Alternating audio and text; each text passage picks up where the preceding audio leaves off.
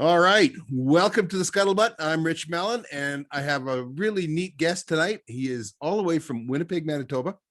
Mel Stocking is the gentleman. And if you've ever been at any one of the rendezvous or any one of the fur harvesters, that kind of stuff, and you hear somebody laughing a lot, and it's not me, it's Mel. How are you doing, big guy? Well, tell you what, this COVID-19 throw a little bit of a curve into things, but we're functioning. Yeah. We're working through it. Yeah. I'm sure you're in the same boat. Well, it sure shut down our going out to rendezvous and doing seminars and sports shows and all that. It killed all that. We haven't been able to do nothing now for, 2 springs. So it's been tough. Yep.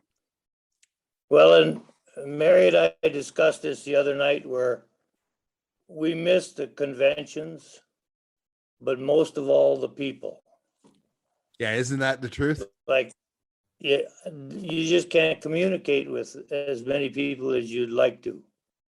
No, Sandy and I were hoping that we were going to get to the NTA this year, but doesn't look like the prime idiot is going to open the border for us. So, I mean, we're wide open here in Alberta now. Everything's full go, but we don't control the border.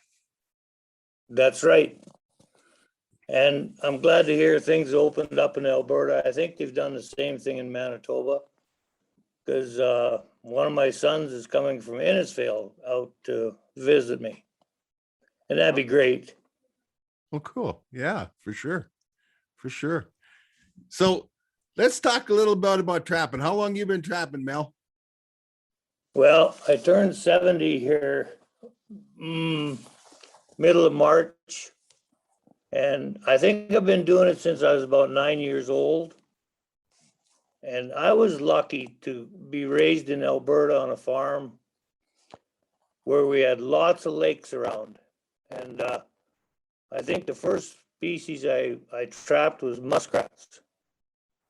Like, there was always lots of muskrats. In fact, there was one lake close to home. It covered 155 acres, which is just about a quarter section. And at one time I counted over 190 muskrat push-ups on that lake. And it was just beautiful for muskrats. Lots of them. Whereabouts in Alberta are we talking? And 85 miles northwest of Edmonton, a little town called Barrhead. Yes. That's where I went to school and graduated. But, it was funny. My mom and dad homesteaded there in 1946. And dad had, on the first quarter section of land, and dad had a land payment of $111 to make. So one day he happened to be in town and talked to old Tim Hoffman, a hardware store owner / fur buyer, says, what are muskrats selling for this year, Tim? Tim says, well, if they're good ones, I can give you a $4 average. So dad went home and borrowed 5 traps from a neighbor and went out and caught 30 muskrats. My mom skinned them and fleshed them and boarded them. It was mom taught me how to skin, not my dad. And took them in and gave them to Tim when they were dried. And Tim says, oh yeah, these are good ones. You give them a $4 average on 30 muskrats. Give them $120. Well, he went down and made his $111 land payment and bought mom a $9 gift for doing the skinning. And we always said it was a sharper knife, but we didn't know that. But he paid for that first quarter section of land. He had 3 land payments of $111, which adds up to $333. He only paid $287 for the quarter section, but the difference between the two numbers was the interest on the money. But he was able to pay for that first quarter section of land just trapping muskrats. I don't think you can do that today. That's pretty cool, though. That's pretty cool. I think that's awesome. I mean, we're still getting a $4 average on muskrats, but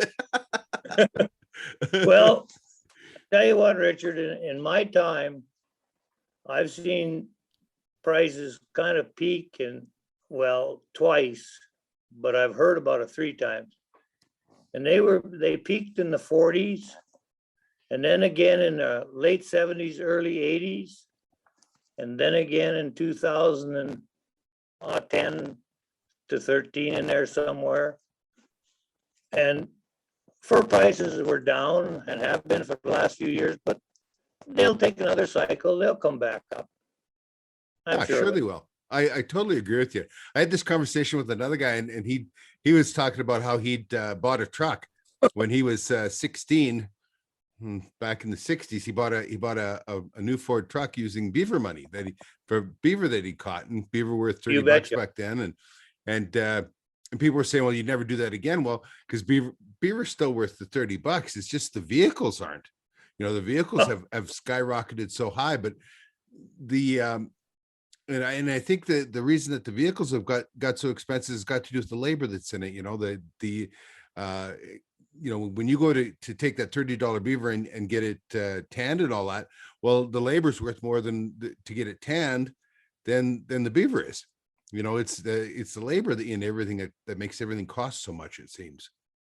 Well, and with vehicles too, it's the price of steel and what have you. And have you had to buy it? You mentioned earlier that I build form boards, which I do. Have you had to buy wood lately? I had a little bit. I needed 3 sheets of pressure treated for some stuff out at the cabin, and I think I paid 3 sheets of 1/2-inch pressure treated after my builder's discount were $72 each. I believe that. Like a guy walked out of Home Depot here in Winnipeg the other day with a sliver in his finger, and he got charged by the Winnipeg police for, shoplifting wood. It was horrible. Well, I will tell you a true story. Enough of your BS there, Mel. I'll tell you a true story. They have this bin outside of the Revy or Rona lumber store, right? And it's got like 4-foot sleeper boards that they use in between lifts of plywood and that kind of stuff, and they're twisted, warped stuff, and it's just junk in there, right? And it used to be, that it was $1 any piece that you wanted. Well, they had a mark through it, and it was $5 for any piece. That's true. Well, the other day, I wanted to build a birdhouse, and I had to mortgage a house to do it. Yeah. Although I see it starting to go back down again now, which is good, because that was crazy. I sure hope so. There was no reason for it. Talking about you're building your boards and that, you make them out of basswood or cedar? Basswood. Okay. And there's a reason for that. What's that? And this goes back to lumber prices. When I first started building form boards, I was paying $1,800 1,000 for basswood, and that's imported from the United States. Yep. In fact, the last bunch I got was from Reeseville, Indiana. I'm now paying $2,520 1,000 for board feet for basswood. And I talked to the salesperson I buy it from, and I said, I could use clear cedar. And he said, Mel, don't even think about it. Hey, Rich here.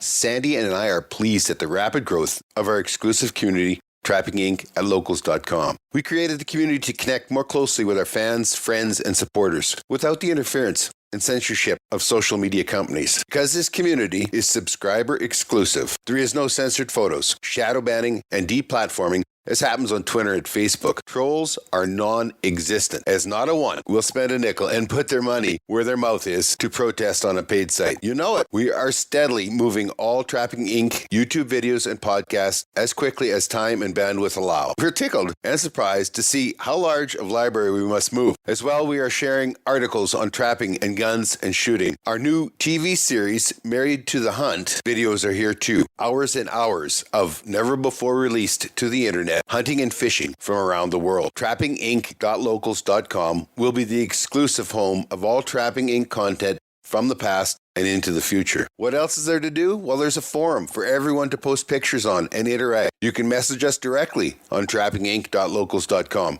as well as interact with all the other subscribers. These are all people with common interests. Get in here. This whole venture is about taking the Trapping Inc. TV community to the next level, building a community of shared interest and interacting with all of our friends. Who knows where we can go from here? Just go to locals.com and sign up for a free account. Then search for Trapping Inc. and subscribe for $5 a month. That's it. Go to locals.com to open a free account and then subscribe for $5 a month to Trapping Inc. Help us spread the truth about a way of life and the responsible, ethical management of the wild resources. trappinginc.locals.com. Now back to the show. He said cedar right now is $7,000 per thousand. $7 a board foot. Yeah. And I'm paying $252. So he said, don't even think about cedar. So I said, okay. I mean, you don't have to be a rocket scientist to do that math. No, not at all. Not at all. It's But no, everything, like I had to phone my distributors and say, hey, I got to raise the price of my form boards. That's all there is to it. I can't, for a long time, I ate the difference of the lumber, but I can't do that anymore. no.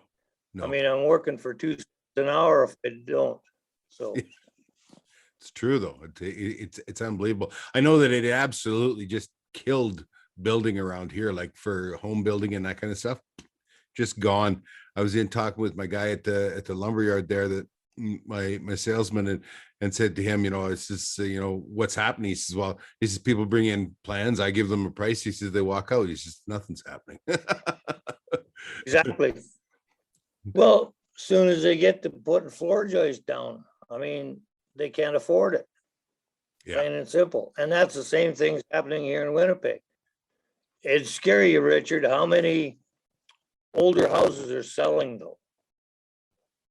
Well, you see out here, our housing market isn't up at all. Like, I mean, ours is still quite depressed. I don't know. It just is. Everybody talks about the cost of housing and that. And we don't see it here in Alberta. I can tell you that. We finally had like last month, was the month of May, was a good month for Calgary, but they didn't begin to make up for the losses that they've made since that have occurred since 2015. Just they were selling more, like the volume was there, but the prices aren't up. So I don't see the housing bubble here. I understand it's happening elsewhere, but so you started. Let's get back to your trapping. You started with Muskrat, and your dad actually started it. You took up for him afterwards and continue on with the trapping, or? Oh no, he was still trapping. And the interesting thing, my mother died in 2010, and at her funeral I asked my older brother and my younger brother, I'm the middle child, by the way, if they ever remembered my mom not having gray hair. And they said, no, can't think of it. Well, in the springtime, when the ice was going out of the lakes, we used to take an old boat with two 49 GM car hoods welded together with a chunk of barbed wire across the middle to hold the sides in, and sitting on 5-gallon pails, no life jackets. My older brother would shoot the muskrats. I was sitting in the back with a pair of vice grips welded to a C-clamp, and I do the skinning of them, and my kid brother would do the paddling. And when we finished going around one lake, we'd go to the next one, and then the next one, the next one. When we left the house in the morning, Mom never knew if we were going to come home that night or not. She could have lost 3 boys that day and wouldn't have known a thing about it. We'd have drowned somewhere. But I mean, in this boat, there's a loaded gun and a sharp knife. And like I said, no life jackets, but it was a heck of an experience, I'll tell you. You wouldn't dare turn kids loose nowadays doing that.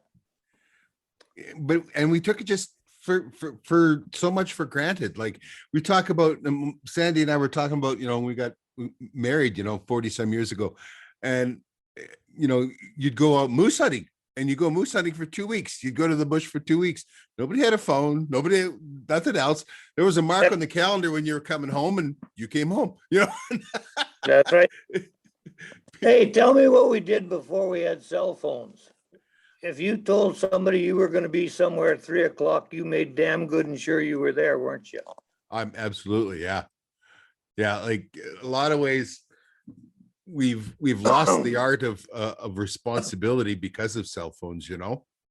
You bet you we have. It's so easy, just send a text, oh, I'm late, I'm not gonna make it or whatever, right? He's I'm just amazed, you know, now if you try and get a hold of somebody, you can't get a hold of them, then you're concerned, you're worried, you know, if they're driving to Edmonton or whatever, and they don't check in when they say they're going to check in. Well, today's, you know, communication is so instant, right? Exactly.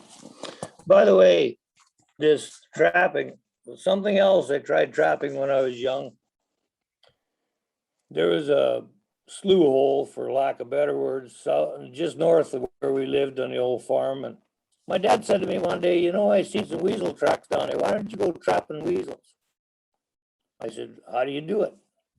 Well, he said, you take a 48-ounce juice can and you cut one end out of it and kind of make it oval and put a 1.5 long spring in there and put some bacon on the pan. And he said, you should be able to catch a weasel. So I did. Went back the next day after school and guess what? Had a weasel. Well, bring this thing up, gonna skin it in the house. Do you know the scent glands on a weasel are very powerful? Oh yeah. I lost my breakfast, and my mom actually had to finish skinning the weasel for me. I couldn't do it. I'd lost everything. Really? Yeah. Weasel has And now I probably, can hit the scent. Go ahead. I other than a mink, the weasel has the most powerful scent glands of all of the mustelids, you know. But you're saying now you can hit the scent glands? I can hit scent glands on a mink and it doesn't even bother me. Yeah. I cleaned the fur graders out of North American fur auctions one day, skinning a mink there because they couldn't stand the smell of it. They are But, strong, but I still find a weasel is more offensive than a mink. they are fairly offensive. Yeah, I'm careful around them. I do probably 50 of them a winter. You know, we have lots of short-tailed weasel here, you know. I just had, like, I don't know how many of them just went at the last fur harvesters I had. I think I sent in 188 weasels or something like that, and 40 of them or whatever went top lot. You know, I gotta ask you, what do you do in your spare time? What's spare time? I would think you're trapping that much. Like weasels, that's the last resort for me. Like I never bothered too much with them. You know, if they were there, I set a trap for them. But I didn't go out of my way for them. I'm not either, but 180. I'm not going out of my way, but I mean, they get into my Martin and Fisher traps, and you know, it's the same thing with mink. I don't target mink very often either, but you know, I get lots of them. They climb trees, and I had 2 skunks climb trees last year to get into my Martin boxes. I got a good lure, let me tell you. You make? Yeah, I do. I make my own lure, yeah, and it's just lots of skunk, some anise, some raspberry or apricot jam, and something to mix it in, whether it's Vaseline or I'm gonna try something else, something new this year, some that stays like kind of like Crisco or something that stays semi-liquid. Doesn't Vaseline has a bad habit of sealing over, you know. It'll get a skin on it and that'll stop the smell. But I don't target them, and but all the same, you know, like squirrels went for a heck of a good price at the last auction.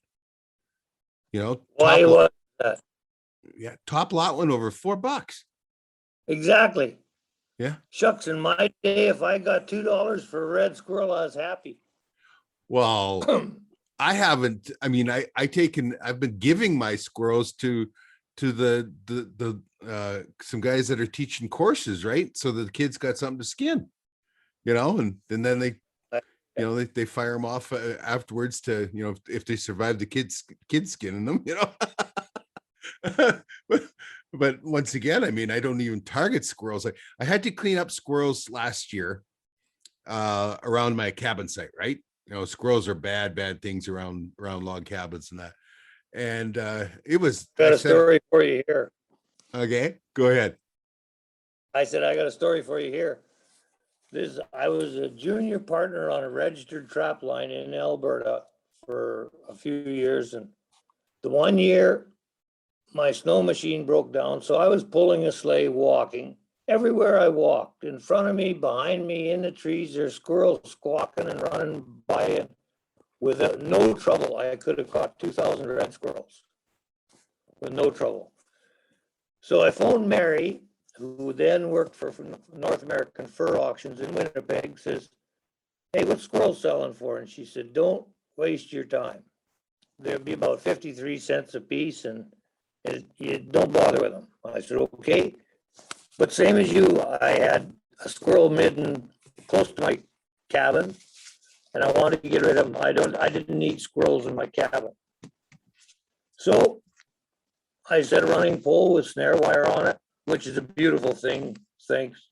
You Albertans there that live there now are so lucky that way.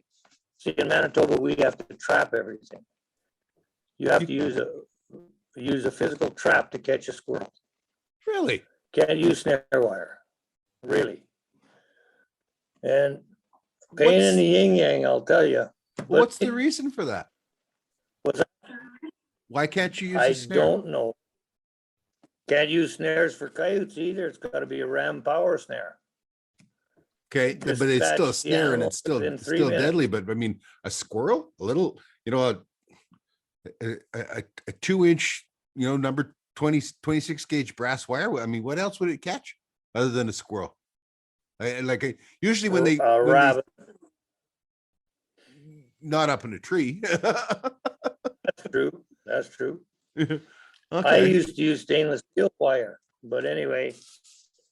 So I caught 16 squirrels right next to the cabin. And I put them on the next, I skinned them out and put them on the next auction. I got $2.18 a piece for them. Now do the math. If I'd have caught 2,000 squirrels that year, I could have been driving a new truck.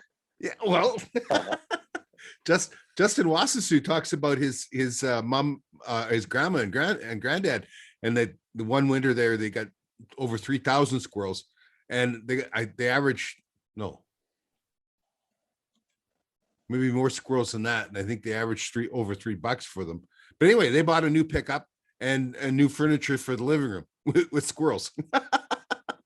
Right on. But you mentioned that too. There was an old guy lived out there in Alberta. His name was Harry Rylersdown. And I learned a lot from Harry because he worked at the Westlock store. Okay. Just volunteered his time, I think, more than anything. But anyway, he told me one day he used to catch between 2,000 and 3,000 red squirrels a year. So I told him, I said, Harry, I got the number for the mental institution and I'm sure they have a spare room for you. He said, why would I need that? He said, those red squirrels pay for the gas in my truck, my snow machine, and my chainsaw. He said, that's why I trap them. And it makes sense. Yeah. Oh, no. I've always taken care of everything I caught, and I don't target squirrels. But they end up, once again, they get into your martin boxes and all that kind of stuff too. So you end up with a bunch of them. And I was kind of really, really happy when somebody asked me to donate something to skin, right? So I could donate them to these red squirrels for these kids to learn how to skin and that. But they hit a high of over $4 at the last auction. That's pretty stout for a squirrel, let me tell you. That's a lot of money. Yeah. You know what though? I find that a red squirrel has the hardest tail to pull of anything. Thank you. I have to agree with you on that one. Like, You gotta let your thumbnail grow really. I have no trouble doing a weasel. Just use my fingers. When I move up to the martin or anything else, I use a pulling tool. That damn squirrel is right in the middle, and just about invariably, I can rip the tail off, or the last third of it, or whatever, it pulls right through the middle of it. You know, there's nothing that seems to be harder to do than a squirrel on a red tail, and I don't know why. It's stupid. Tell you what, Richard, someday you have to go somewhere where they're grading red squirrels, and there's no value to the tail on a red squirrel. They're laying on the floor, they're all over the place, they're on that fur grader. Really? And that's, yeah, if the tail falls off, the fur grader doesn't knock that fur down or push it up or anything. By the way, I must tell you this, you're lucky you live in northern Alberta. The best red squirrels come from northern BC and northern Alberta. Is that a fact? There's special category they have for them, or section, I mean, for Alberta and BC, northern Alberta and BC squirrels. I wasn't aware of that. They're way bigger than our Manitoba squirrels. In fact, when I moved from Alberta down here, I had to cut about an eighth to a quarter of an inch off all my squirrel boards so the squirrels would fit. No kidding. Yeah, But, this was maybe one of the nicest things that could have ever happened to me, or best things that ever happened to me, was working for North American Fur Auctions here in Winnipeg. Because I got to stand side by side with the fur graders and ask them, like, what are you looking for? And because a lot of trappers don't know what a fur grader is really looking for. That's why that DVD that I built or made 7 years ago, like a lot of trappers like yourself, you know how to skin an animal and you know how to scrape the fat off or flesh it. But when it comes time to putting them on the board, you're losing money. And a lot of trappers are that way. So what's the name of DVD I showed? What's the name of the DVD? It's just called Fur Positioning. I thought I'd give you one. Fur positioning, is that what you call it? Yeah. Okay. Do you have still have some for sale? Oh, you betcha. How would they get a hold of you to get, do you have a phone number or an email or something that you'd like? One of the best ways is probably just phone Fur Harvesters in Winnipeg. They have a supply of them. Okay. Fur Harvesters in Winnipeg. And the proof's in the pudding, Richard. I like the price of coyotes has been fairly good. And I do custom skinning for trappers down here in Manitoba. And one of the guys, I did 2 coyotes for him, and I said, he brought me 7 coyotes to do, and I said, those 2, when you get your results back, I'll phone you and find out what you made on them. And he says, how will I know which 2? I said, oh, you'll know them. They're the best 2 coyotes that I've ever skinned in my life. And sure, the price of coyotes are up, but these are 30-old Manitoba bush dogs. I mean, they're not pretty like the nice Alberta Southern Silkies or anything like that. He got $213 average a piece. Wow. For those coyotes. Wow. Yeah, he was a happy camper. I guess so. But well, there's a little trick. There's a little trick to it. What's when that? You put a coyote on the board. Well, it's on that DVD that I show guys. Okay. I can get you an extra $10 to $15 on a coyote just by the way you put it on the board. No kidding. In fact, if you remember, I don't know how good your memory is, Richard, but back a few years, I asked you one time why, when you catch an otter, you rub your hand over it. Because that'll singe your fur. And I think your comment was that it's the heat that singes the fur, not anything. Well, the minute you rub your hand on it, that's drying it off. What happens when you dry something off? You put heat on it, right? That's what singes the fur. But And they little spend all things like day that running around sliding on their belly, man. They on their belly, yeah, not on their back. So, yeah. and that's where the fur is graded. Yeah, I don't think I know that when I've dealt with animals in the taxidermy and that when they're singed, it was from sun. It wasn't from you know, you'd when you think about, you'd have to damage that leather if you're getting it hot enough to singe the fur. You know what I mean? Oh, possibly. Yeah. But I've seen it where guys will throw an otter in a fur bag and throw it in the back of their truck to bring them home. And as they're driving down the road, that fur bag's flapping up and down on that otter's back. And when they get home, the otter is already singed.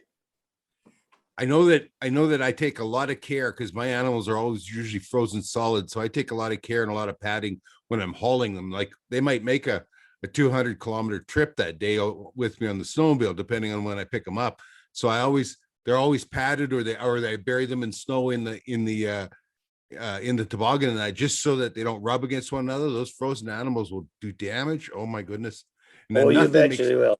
nothing makes you madder than to have broken hair or whatever, you know, because they rubbed against one another, right?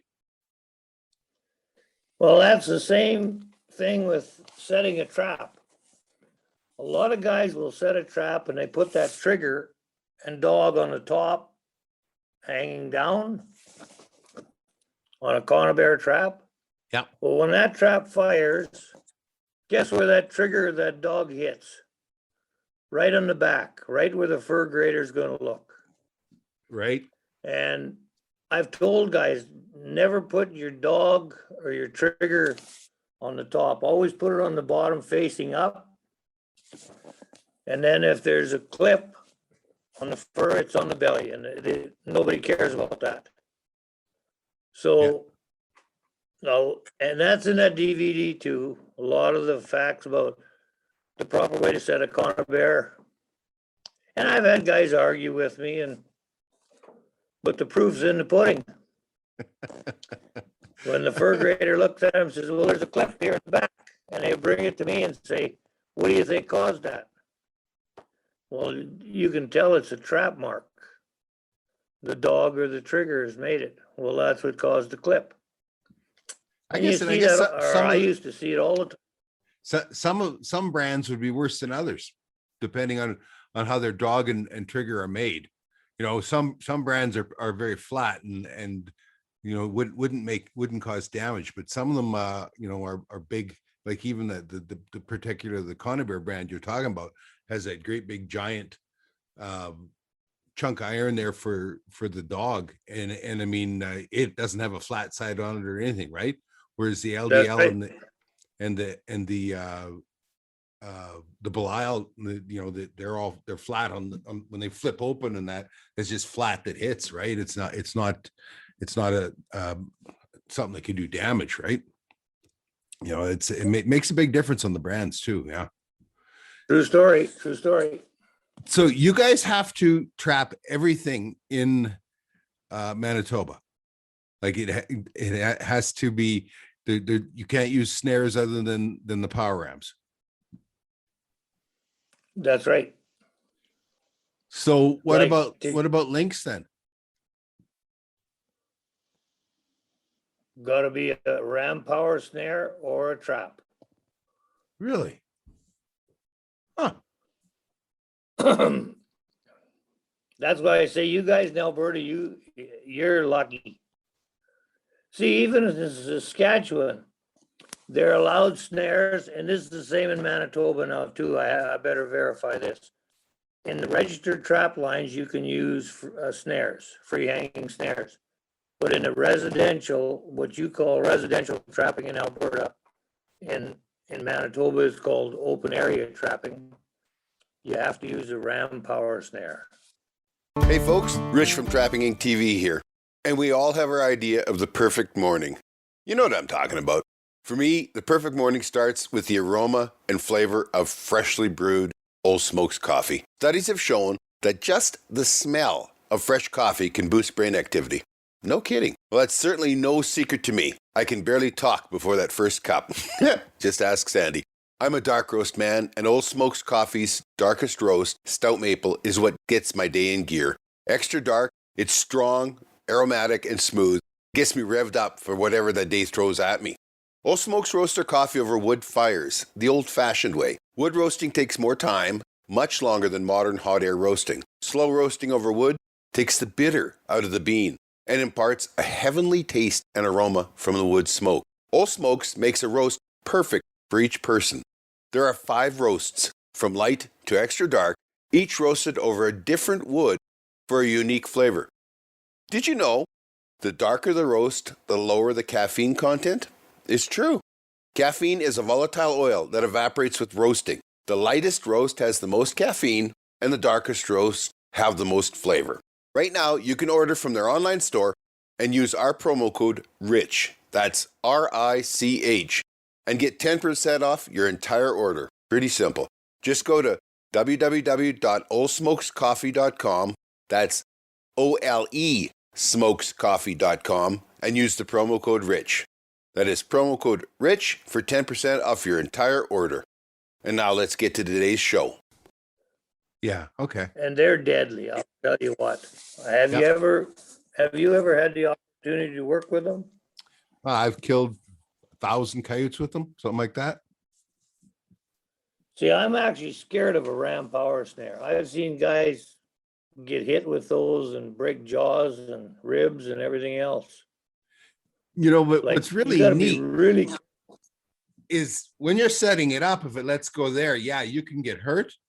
But if you take put a stick in it and pull it out until it actually fires, it's slow motion. That ram doesn't come out and hit you or anything because you're already stretched out, right? It's amazing how it works, but because everybody always thinks that when that coyote sets it off, that just slams out there and hits him. Well, it doesn't, because he's already pulled it to the end of the toggle, and then he's pulled it until it compressed enough to release. Well, it's actually pretty slow motion at that point. But when you're setting it, yeah, you can sure lose your teeth in a hurry there. why can't you ever? Like, I've seen, well, our old friend out there in Alberta, Gordy Clausen, I talked to him about it. I think a ram power snare knocked him out for 22 minutes one time. Could be. And it's just, yeah, he went back to tweak it, just to twist the snare a little bit, and he should never have done it. Yeah. I've never had. Were you in just Norway? I'm sorry, were you and Sandy just in Norway? Sandy was a few years ago. She took her mom to Norway. Oh, cheapers now. It would be 4 or 5 years ago, something like that. Oh, she threw something on Facebook and I happened to see it from Norway. I thought you were there. No, I had been there. No, I didn't go. She did. She took her mom because that's where her mom's from, right? So it was pretty special Great. for her mom. Yeah. That's great. Yeah. Tell me what's your favorite animal to trap? What's your favorite animal to trap, and what's your favorite way to trap it? Well, I got to be honest with you, Richard. You don't have them up there where you live, I don't think. Well, I have 2 favorites, raccoons and muskrats, because they think about their stomach first, and they're so easy to trap. In fact, on this hat that I'm wearing, there's 2 pins here. I don't know if you can see them or not. Yep. They say NAFA 5XL Select, which stands for a 5 extra large raccoon, which is select, which is the best of the best. And a Exactly. 5 extra large is 38 inches from the tip of the nose to the base of the tail. 38 So, inches. uh, What 38 inches, yeah. what does something like that weigh, Mel? Oh, 35, 40 pounds. Whew. Like I've heard about raccoons weighing up as high as 74 pounds, but those are rare. But no, when I caught that, a call come in to North American Fur Auctions, and Mary answered the phone, and the guy says, "Does anybody there know how to trap raccoons?" She said, "Well, Mel should be able to." So she gave him my phone number, and he phoned me up, and I went out. It's on the northeast corner of Winnipeg here. And the guy says, "I got a raccoon in my attic." Well, I don't know if you're familiar with raccoons at all. They're mean little creatures, or they can be. And I wasn't going to crawl in this attic. He had a different style. It's only about 2.5 feet high. And I wasn't about to crawl in there with a live raccoon. So I just set a trap on his garage. And I said, "John, when you see a raccoon in that trap, give me a call." So he did. Next day, I went out there, and like I said, I never skinned a raccoon till 2006 when I moved down here. But I learned from 3 of the best. There's Leon Winschittle from Minnesota and Greg Schrader out of Wisconsin, and a fellow by the name of Larry Friesen, and he lives at Rose Isle now. He used to live just south of Morden, Manitoba, or by Morden. Winkler, I guess, is where it was. Anyway, I learned from these 3 guys the proper way to skin a raccoon, so I did it. Skinned him up, and the next summer I was in the building, North American's building there. I don't know, seeing Mary or picking up my skinning stuff to do something. And Dave Buick walks out and he hands me this first pin. He said, "You better be proud of that pin." I said, "Why?" He said, "There's only 6 pins handed out in all of Canada, 4 in Manitoba and 2 in Saskatchewan." So I asked him what for. He said, "That was for that big raccoon you put on the sale last February." So that same winter, well, it was a couple of years went by, and I get another phone call from this guy, and he says, "I got another raccoon in my attic." So I went out and I trapped it,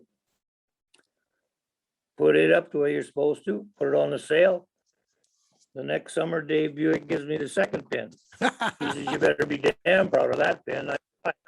He said, "Only 6 pins handed out in all of Canada, Mel." He said, 4 in Manitoba, 2 in Ontario. He said, "You are the only guy in Canada with 2 pins." And now they don't make them anymore because, well, North American's gone under. And now there's such a thing as a 6XL, 41 inches from the tip of the nose to the base of the tail. Wow. That's Wow. a big coon. Yeah. Wow, that is Don't meet huge. him in the dark. He'll take you down. I went raccoon trapping last fall, or no, back in March of this year with Ryan Demchinsky over in Saskatchewan. It was the first time I had anything to do with raccoons. I've never caught one. I'd never touched one. Nothing else. I tell you what, I was surprised at is, why isn't their fur worth more money? It seems to be such nice fur. And it was these were just coming out of their denning after denning all winter, and the fur on them was so thick it was non-directional. You know, you usually with fur you can pet it one way and it stands up. You pet it the other way, it lays down. Well, them it was so thick it was non-directional, and I thought they were cool. I thought they were awesome. You know, I'm sure glad you brought that up, because did you know something about raccoons, that they have more hairs per square inch than any other fur bearer? Well, than most. There's a couple that have more than them. The chinchilla has more, and so does the sea Okay, otter. I'm sorry. I better rephrase that. Wild fur animals. Raccoons have more fur on per square inch than any other wild fur animal. Chinchillas aren't wild fur; those are ranch raised. Yeah, yeah. The Sea sea otter, otters, I don't know. I can't say that. yeah. The sea otter has as much as a million hair follicles per square inch or whatever. And I don't know, like I think the river otter is around 70 or something like that. Chinchillas at 600,000. Yeah, it's yeah. Dan, you get your homework. I've talked to a lot of people, Mel. And I talked to a fellow, Mike Matney, from Alaska, and he has a little fur shop, and he sells stuff made from sea otter. And he was the one that gave me these numbers, and he can't touch them until they've been altered. So the native people hunt them, and they could hunt 50,000 of them a year. They're so overpopulated. People have no idea how successful that we've been in rehabilitating the sea otter population. They're a problem now. They're actually running low on clams and that kind of stuff because of this. That's what the sea otter eats. But here's something that is cool, Mel. A sea otter is born in the water and never leaves the water in the ocean, and it is prime the year round. You're kidding me. Absolutely true. Is it because of the cold water? The water never changes no more than 2 or 3 degrees temperature the whole year. That's why then. Yeah. And of course, because they're in the water, they don't trap them. The only thing they can do is hunt them. They shoot them. Wow. Isn't that cool? It is. He tells me that a big sea otter will run 70 to 90 pounds. Okay. Is that huge? Like my river otters, I get river otters that hit 30 pounds. My biggest has ever was 34 pounds. And those are gigantic in the world of otters, but you betcha they are. Sea otters are something else. So what's your favorite set then for raccoon? Oh, well, see, raccoons there now. You can't use a leg hold trap on a raccoon. That's illegal. You have to use a conibear or a dog-proof trap, they call them. Yeah, that's sure also a foothold too. Dog proof is a foothold. Yeah. Okay. But not like, although if you get when you put raccoon on the board, you got to put them fur in, leather out. Yep. And if there's a trap mark across that pelt, that's automatically goes to a damaged because of that trap mark. So and yet on a raccoon, you can have 3 holes on the belly the size of a dime, and you won't get downgraded for it. okay. It's grading on raccoons is funny. I don't know. Well, what I thought was neat when we did the raccoon show, we got 56 raccoon in 2 days, 2 checks. And the color range was astounding. Like they were from yellow, like if you can imagine taking what you thought was a normal colored raccoon and dipping it in yellow Easter egg dye. That was the one end of it, was this yellow and black thing. And the other end of it was like a silver gray panda bear. It was just gorgeous and everything in between. I was just astounded. Like I have no idea why raccoon isn't worth a lot more as a fur. I'm told one of the reasons is because of the weight, because it's heavy. Have you ever seen a raccoon hat or a raccoon coat? No. You've got to be a big man to be wearing them. I put on an actual buffalo, about like a bison coat once, like the winter, but you had to be bigger man than I was to wear that all day. I'll tell you. I'll tell you what, my little uncle was an Evanston City policeman for a bunch of years, and in the wintertime, that's before patrol cars, they used to walk the beats, and he had a buffalo coat that he wore. Well, it's a good thing he was well over 200 pounds, because you had to be that big to be wearing it. Yeah. And he said, you outrun somebody, some kid that stole something. He said, try to run him down on a street wearing that 200-pound buffalo coat. I can imagine, because I know the day I put that on, I was 6'1", and at the end of the day I was 5'11", so I shortened up my legs. So what was That's- tell me your best catch story, or when things went sideways. You know, one of those days where it's like we couldn't have done anything worse if we planned it. You know. Well, this is when I was still a junior partner on that registered trap line. And Mary come out to Alberta to visit me.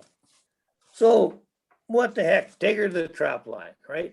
I mean, she's accustomed to, she worked for North American Fur Auctions and so I get up there and here I got a lynx cubby with a 330 conibear. What's in it but a martin? And I go to check a coyote or a wolf snare and no, pardon me, that was a coyote snare I had set there. What's in it but a fisher? And I'd set a box to catch weasels. What's in it but a red squirrel? She looked at me serious and said, "Do you ever catch what you what you target? You know?" I said, "It doesn't really matter as long as you caught something." Isn't that the way? You know what? I mean, my wife always teases me that I'm like a kid at Christmas Day, every check, and every single trap that you go to walk into or whatever, that's Christmas again, over and over and over. You know, and some days that's 300 times by the time you're done checking all your snares and all your sets and all that. And I guess as long as you have that spirit, you know, you're never going to quit, right? I mean, that kind of enthusiasm for life goes a long ways to keeping you young. This is one thing that I was told a long time ago by an old trapper, and he said, when you walk up to a trap and you can see there's an animal in it, and if you don't get excited, he said, it's time for you to quit trapping. Yeah. It's not fun anymore. Yeah, true enough. And that's the way I've always done it. But I don't trap anymore, Richard. No time. No time. What I what do do you custom tube it? skinning now. Well, I do custom skinning now in the wintertime. And like last year, I think I did 70 coyotes for guys. And I don't know how many beaver, but and then building form boards. That takes up a lot of my time. Hey, Rich here. Sandy and I are pleased at the rapid growth of our exclusive community, Trapping Inc. at locals.com. We created the community to connect more closely with our fans, friends, and supporters without the interference and censorship of social media companies. Because this community is subscriber exclusive, there is no censored photos, shadow banning, and deplatforming as happens on Twitter and Facebook. Trolls are non-existent, as not a one will spend a nickel and put their money where their mouth is to protest on a paid site. You know it. We are steadily moving all Trapping Inc. YouTube videos and podcasts as quickly as time and bandwidth allow. We're tickled and surprised to see how large of library we must move. As well, we are sharing articles on trapping and guns and shooting. Our new TV series, Married to the Hunt, videos are here too. Hours and hours of never before released to the internet hunting and fishing from around the world. TrappingInc.locals.com will be the exclusive home of all Trapping Inc. content from the past and into the future. What else is there to do? Well, there's a forum for everyone to post pictures on and interact. You can message us directly on TrappingInc.locals.com, as well as interact with all the other subscribers. These are all people with common interests. Get in here. This whole venture is about taking the Trapping Inc. TV community to the next level, building a community of shared interest and interacting with all of our friends. Who knows where we can go from here? Just go to locals.com and sign up for a free account. Then search for Trapping Inc. and subscribe for $5 a month. That's it. Go to locals.com to open a free account and then subscribe for $5 a month to Trapping Inc. Help us spread the truth about a way of life and the responsible, ethical management of the wild resources. TrappingInc.locals.com. Now back to the show. So I don't have time to go checking traps. How many boards would you build in a year? Oh, boy. Depends on the year. Like last year, I think well over 300 coyote boards. Wow. Like, I don't know exact. I've never kept track. Have you seen the coyote boards where they start really narrow and they taper in and then come back out again? Steve Repka from Saskatoon, Saskatchewan designed those. By the way, some sad news, Steve died yesterday. I heard that, you know. But yeah, he had cancer and he was in a bad car accident, but oh, he could skin an animal. He was one of the best. Yeah, yeah. And he was the one who designed those boards. Okay, and the advantage of them is? A lot of guys say that the neck on a coyote isn't as big as people think.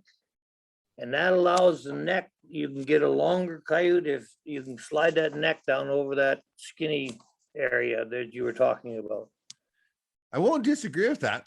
I won't disagree with that because I know that especially on my females, you know, you get that 25, 28 pound female coyote. She can get pretty tight around the neck for sure. You know, it's funny you mentioned that. When I lived in Alberta, one year I caught 72 coyotes. I weighed every one. And you know what my average weight was on 72 coyotes? 28 pounds. Yeah. That was an average. Yeah. Yeah. So I mean your males will go from 28 to 32 and your females will go from 24 to 28 kind of thing, right? Exactly. Yeah. People But always, I told a friend. What's that?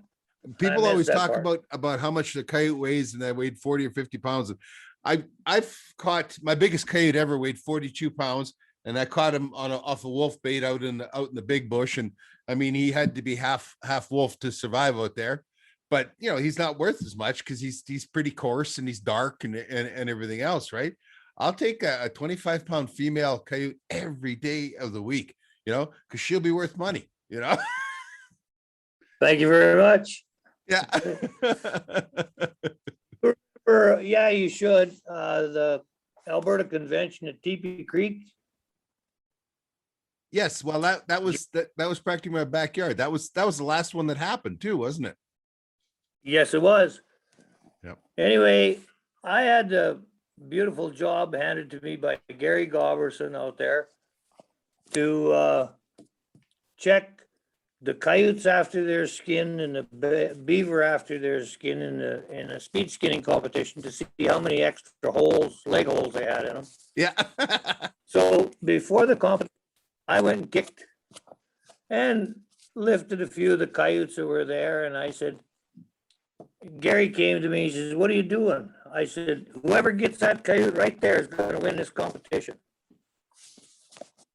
And that was the year that, what's that young fella's name? Oh, heck, I know who you're talking about. Justin Wassasu's buddy. Yeah, Garrett. Garrett. Yep. He skinned his coyote in 1:33 seconds, and Justin did it in 1:40 seconds. Yeah. But I said, whoever gets that coyote's going to win it. And guess which one Garrett got? Exactly. One. But like you said, it was a young female, and yeah, it was probably, well, you could have just looked at the hide and it would have fell off. It's funny I how like them kind too, but it's funny how some animals are like, you know, you'll get a female coyote and you could pull her by hand and everything else. You get an old dog fisher and you'll have them up on the rack and you'd be using the winch. You know what I mean? They I think are probably the hardest to separate from the hide from especially the neck on a big old dog fisher. I caught my biggest fisher ever last winter. Went 16 pounds. 16 Wow. pounds, dead flat even, like not 15 pounds and 15 ounces but 16 pounds. And you know, I knew it was big because he just totally filled a 160. And but to skin him, what a miserable thing to skin. And his hide was, you know, like I could club you to death with the hide on it. I mean, I took him and did the usual, you know, work down and everything, but you can't make it rattle or everything because that hide is so thick on that. I'll get like $30 for it if I'm lucky, you know. it's like do a 6 board. Yeah. By the way, I gotta ask, do you catch many wolverines? Not where I am. No, no. That's Because doing this custom skinning, last winter I got to do 3 Wolverines for a guy. And I'll tell you what, my price on Wolverines just went up. Because if you think an old dog fisher's hard to do, you start fleshing on a Wolverine, and if you can get it done in under 4 hours, you're a better person than I am. the feet. The feet are what's a bunch of work on the Wolverine. You know, to turn those No, feet. just fleshing them, Richard, is a pain in the yin yang. Yeah. Yeah, they're horrible. I know that otter is a pain in the yin yang, especially that tail. And Right. the worst part is that if you have a boo-boo, if you make a slip or whatever, your sins are out there for God and everybody to see because you put it up there to hide out. You know what I mean? I've done a few of them in my time too. Yeah. In fact, I got an otter shop right now that I've done for a guy. It's been here for quite a while, but he accidentally caught it in beaver trapping season this spring. Yeah. Yeah. Well, I'm sure you like that, don't you? what's that? You get a few like that, don't you? Accidental otter catches in beaver traps. Well, see, my otter and beaver go to the same time. They go to May 15th every year. They don't start at the same time. Like beaver starts the 1st of October and then otter starts the 1st of December. But I usually target my otter like December, January, February, maybe March. Occasionally, like once or twice, you know, I'll be setting under entrance holes into the lodge and that on beaver and under the ice, and I'll catch otter doing that occasionally. Okay. Sometimes on crossovers, but when I'm setting a crossover in the December and January, I'm doing it on purpose for otter. I'm not looking for beaver or anything like that. I do know a lot of people that catch a lot of in the fall. They'll catch otter in the fall because you know they're setting those crossovers and that for beaver and they end up getting the otter. But there's some things that confuse you. Like, I mean, one thing that does happen a lot of, you know, is otter and mink always travel together. And any place that you're going to set and catch otter, you can just easily catch a mink. Yet mink season here ends the end of January, and otter goes to the 15th of May. And you know, mink starts the 1st of November. Yet when you start trapping rats in October, well, what do you catch when you're rat trapping? Is mink, you know. there's a lot of I got some some top lot mink too in the last sale. It was $10.50 or something, or $10.50 or $10.70 US each. But yeah, they're not something I target, but they're a determined little critter, those things. By the way, you brought that one up about catching when you're trapping muskrats. Whoa. You turned your camera off? Something happened here, Richard. Hang on, let's see. Don't touch nothing. There you go. You're back on. There you are.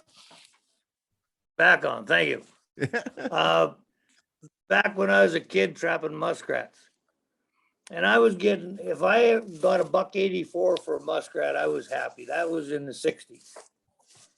So setting these traps, one day I went out and there's this funny looking creature in this muskrat trap.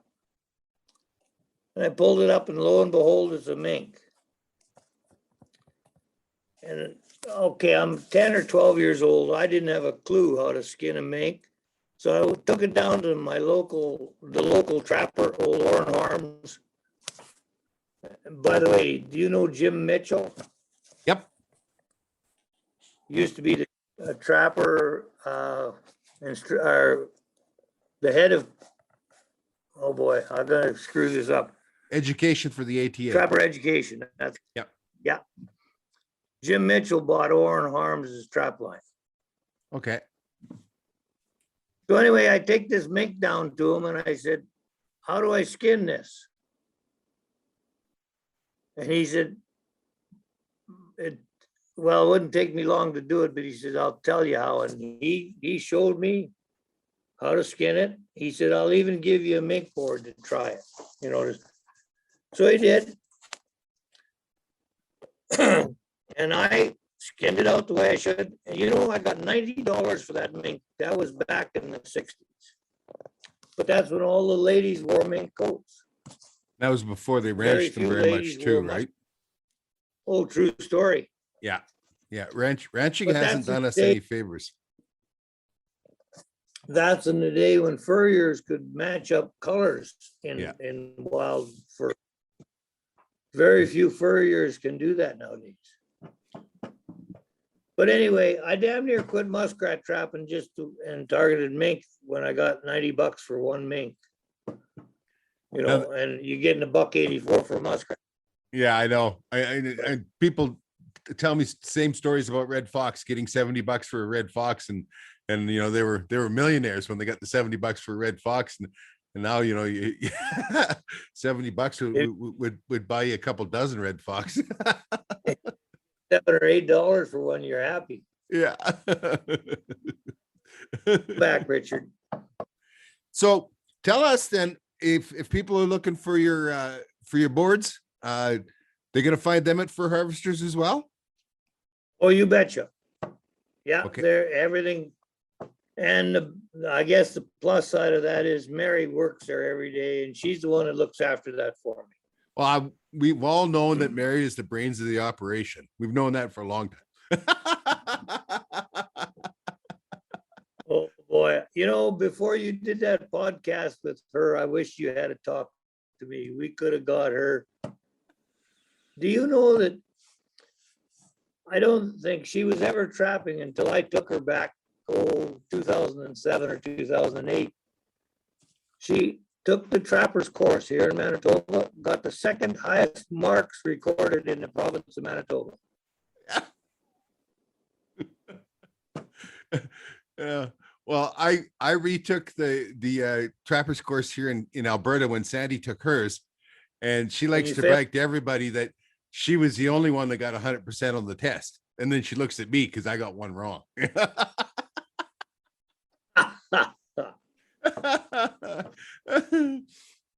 Hey, you can't win them all. No. Well, Mel, we are closing in on an hour here, and I've got stuff flashing and beeping at me here that says I got other places, I got other things I got to do. It has been a pleasure talking with you, man. Okay, well, I hope to see you at the Alberta Convention here one day soon. Yeah, it isn't going to happen this year, but it's supposed to next year, and God, it'll be good to get out traveling again, won't it? Damn square will. Besides that, well, we don't know what the new rules with fur harvest is going to be like you know, compared to North American fur auctions. Well, but I'm sure they're going to want some exposure. What's that? I said, I think they're going to want some exposure of some kind. Well, the world changed a bunch. I mean, so many people would got a hold of me, and they said, you know, oh, it's the end of the world. The NAFA's gone. Now what? And what happened though is we had one fur buyer in Alberta, and then you could send to the auctions, right? That was it. And now there's probably well over a dozen fur buyers in Alberta. Plus, you can still send to the auction. Plus, there's a big fur buyer came up out of the States. Dave Buick works for them. GFW, yes. Yeah. And so, I mean, it breathed a whole bunch more, new life back into furs and made it more competitive. So I know that it was bad for what amounted to the Hudson Bay Company, which was NAFA, and its 400 and some year history. It was bad to see it go under. Sometimes those big companies are all consuming, right? They just went overboard too fast, though. Yeah. They and you said in your exact words, too many people put too much emphasis on that ranch raised mink. Yep. And that's what happened to them. Yeah, and it's so funny, right? I'm I'm gonna tell you one more thing here, Richard. Competition is great. You need competition wherever you go. But fur buyers, when you take your furs to a fur buyer one day and they're the only act in town, and the guy says, I'll give you $5 for your coyotes. And you say, well, hell with you, I can take them down the road 500 miles and get $6 for them. What are you gonna do? Because that's exactly what a fur buyer will do to you. Yep. Yep. No. I mean, and everybody understands if you sell to the fur buyer that your fur is still going to the auction. You know, just the fur buyer is trying to buy at a level where he can make money. He needs, instead of making $100 off a coyote, he needs to make $10 off of 100 coyotes, kind of thing, right? And Exactly. Yeah. But it's still going there. And I've talked with Mark Downey and many times about this, and I mean it's straightforward. I mean, the price is always set by the auction. Look at how the prices that were being offered by the big fur buyers started, dropping until an auction went off again, right? When Mark couldn't get an auction to go off, and God bless them guys. What a tough gig that was, not being able to get people here, and everybody was upset. Well, the top end fur wasn't selling. Well, are you going to buy a Ferrari sight unseen? You know what I mean? Like, you might buy a Corolla daily driver sight unseen, but you're not going to buy a $200,000 car sight unseen. And I mean, that's what those high end coyotes and that were. That's so, right. I mean, it was a tough gig for those guys, and God bless them, and I hope we're past it, and life can straighten out here. But after this last election and the prices were up there and everything, well, then that reset the prices again. We have to have that competition, like that auction, to reset those prices, right? Well, I can't do anything but agree with you there, Richard, because that was a real balancing act that Mark pulled off there. Yep. And he did a good job, I think. Oh yeah. Because he couldn't get the buyers in. I know a young fella down here lives at Niverville here in Manitoba, and he went to that auction. He was buying for 35 guys because he had to. Well, they put orders in with him, and they wanted a certain kind of fur, and he was buying for 35 different people. Wow. But he knows his fur too. Well, good. Anyway, you look after those flashing lights there, young feller. All right. I'll get us out of here. And thank you very much, Mel.